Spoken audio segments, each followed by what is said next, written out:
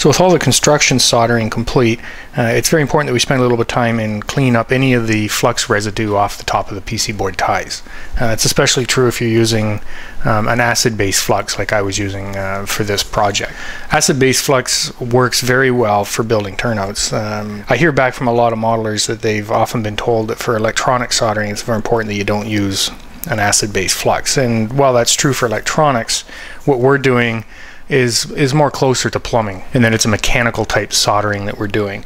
Using an acid-based flux is a lot more aggressive than a rosin-based flux, and it makes the process of soldering go a lot easier, especially if you're new to soldering. The only drawback, it's very important that you spend a little bit of time and clean up the turnout when you're finished. The acid in the acid-based flux is fairly mild. It's not that aggressive. If left on the turnout, it's not going to dissolve it or anything, but it may cause some corrosion over time, especially if you don't paint the turnout. I've got a couple of turnouts here. This one's been sitting around probably for about a year and a half. I cleaned this turnout when I was finished with the soldering using the technique I'm going to show here, and you can see after all this time there's no corrosion on it. There's a little bit of discoloration on the surface of the copper of the PC board ties, but there's no corrosion. The best thing you can do with a turnout when you're done building it is to paint it. The sooner you paint it, the better, and that will stop any possible discoloration or corrosion of the PC board ties. You can see on this turnout here, the one that I just built, there is some blackening around the residue of the flux left over from soldering, and that's mostly just dirt that's been picked up as the turnout's been sitting here for a couple of days since I've soldered it. And it's fairly easy to clean it off. What I find works best is a wire brush like this, and these are available on our websites. And it's not a really stiff brush, it's actually a fairly smooth bristle, but it does quite a nice job in scrubbing off any residue left over on the PC board ties from the soldering. And it also polishes up the ties nicely.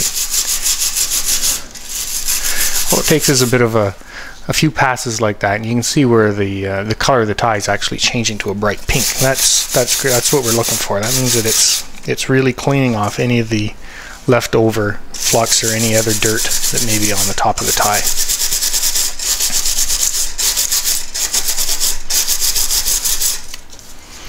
And I do this, I work my way down, do every tie, make sure that it's nicely cleaned. And this has the added advantage of smoothing out the solder joints as well. It'll actually knock any high spots off the solder, and once the turnout's painted, like this one here, the solder joints pretty much disappear.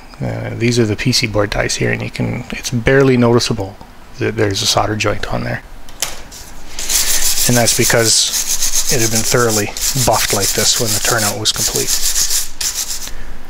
And I also like to do the bottom of the turnout as well, especially up under the frog here where we did a little bit of soldering after, and once over on everything, it just knocks off any dirt and residue that may be left over.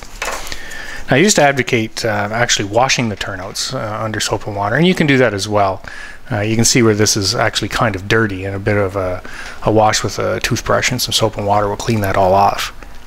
If you're really concerned about getting all the flux off the ties, you can scrub it lightly with a toothbrush and some rubbing alcohol or lacquer thinners. It does a pretty good job of cutting through that. But what I've found over the years is that this technique seems to work very well for cleaning the turnouts up. So as long as you spend a bit of time and thoroughly clean the top of the ties, once the turnout is finished, you don't have to worry about it corroding over time. And especially giving it a coat of paint, that'll virtually eliminate any issues with it.